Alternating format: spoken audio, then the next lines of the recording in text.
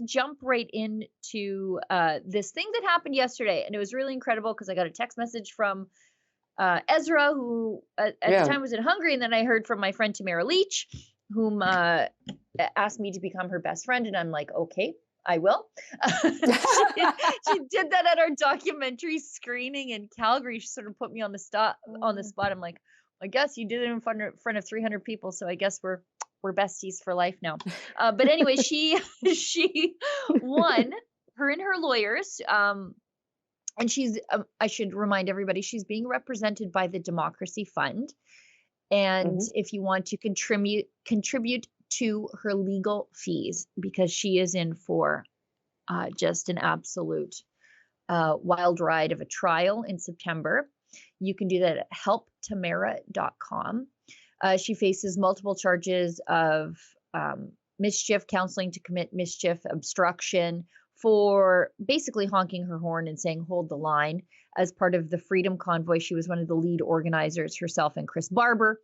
That's for those of you who don't know, and I don't know how you couldn't, Alexa, you were there for the duration of the Freedom Convoy in Ottawa in late January and February 2022. It was the anti-mandate demonstration led by truckers, but then joined by thousands of their allies against COVID restrictions. And I think it was the single largest human rights demonstration of, I think, modern Canadian history, entirely peaceful.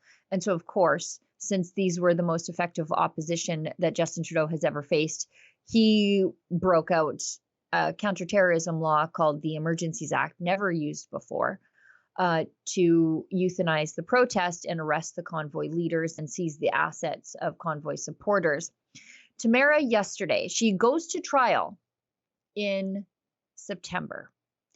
And what happened was her lawyers argued that the Crown is taking far too long to turn over their evidence because they go to trial in, like a month and a half. And the Crown was saying, look, we need until August, I think it was 8th, to turn over the evidence, which would give Tamara's lawyers less than a month to prepare. And this is the Crown. They arrested Tamara. They held her for, I think, 49 days on nonviolent charges. And they've had well over a year to turn over the evidence. They haven't done it yet. They're asking for a long timeline. Tamara's lawyers were able to successfully argue that those documents need to be in the hands of Tamara's lawyers by August 1st, which is a huge victory. It gives them an extra, I think, week, 8 days to prepare, which is vital in being able to launch a reasonable defense of Tamara. You can see that the Crown is playing games here. And frankly, the judge said that it was unacceptable that the Crown wasn't turning over evidence in a reasonable amount of time. So that's great. I think that bodes well. Tamara's team is still going to have to work very hard because they don't have a ton of time to prepare. And I think the Crown did that on purpose. So that is excellent news for Tamara and her lawyers. And it's nice to see things going her way for once. It's obviously that they do that in purpose. Just look at my own trial, trying to defend myself. It's still like no date have been booked. Still waiting, like maybe it will happen in 2024.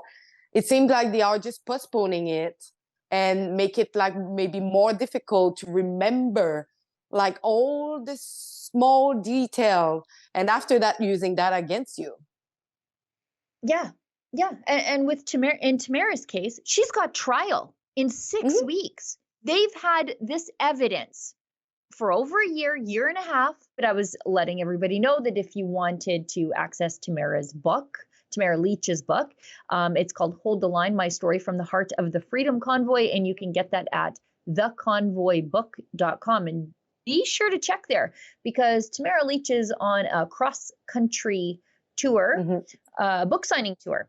And so if you would like to see how you can get the book or support her tour or find a way to bring the tour to your community, it's right there.